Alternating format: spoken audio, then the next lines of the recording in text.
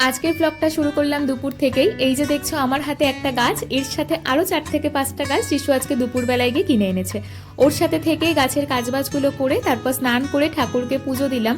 আর ছাদের পরে বেশ কিছু জামা কাপড় মেলা ছিল, সেগুলো তুলে এনে ভাঁজ করে গুছিয়ে রাখলাম। আমাদের পাশের বাড়ির জামরুল গাছে বেশ অনেক জামরুল হয়েছিল, তাই ওনারাও দিয়েছিল আমাদের বাড়িতে কিছু জামরুল খাওয়ার জন্য। সেখান থেকে একটা জামরুল নিয়ে খেলাম, আজকে অনেকদিন পরে জামরুল খেলাম। আর তারপর লাঞ্চ করলাম। লাঞ্চে ছিল দেরাদুন চালের ভাত, গন্ধরাজ লেবু স্যালাড, ইলিশ মাছের মাথা দিয়ে কচু শাক আর সাথে চিকেন কষা।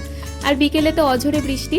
সন্ধেবেলায় বানিয়েছিলাম একটু আদা দিয়ে লিকার চা, আর স্ন্যাক্সে সেরকম কিছুই ছিল না, খালি 2টো বিস্কিট নিয়েছিলাম। আর তারপর আমাদের বাড়িতে রসগোল্লা এসেছিল, তো ওর সাথে একটু সময় কাটালাম। আর তারপর চলে আসলাম সোজা কিচেনে।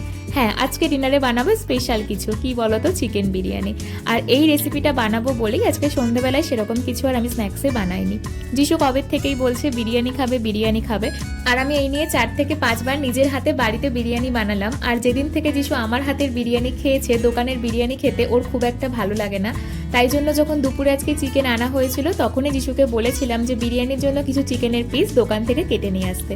তো দুপুরবেলায় তো আমি কিছুটা চিকেন ধুয়ে সেটা ম্যারিনেট করে রেখে দিয়েছিলাম, আর যেটুকু ম্যারিনেট করা বাকি ছিল সেটুকু সন্ধেবেলায় করলাম। আর এছাড়াও বিরিয়ানি রান্নার জন্য যা যা প্রসিডিওর থাকে সবটা কমপ্লিট করে আজকে ডিনারের জন্য রেডি আমাদের চিকেন বিরিয়ানি।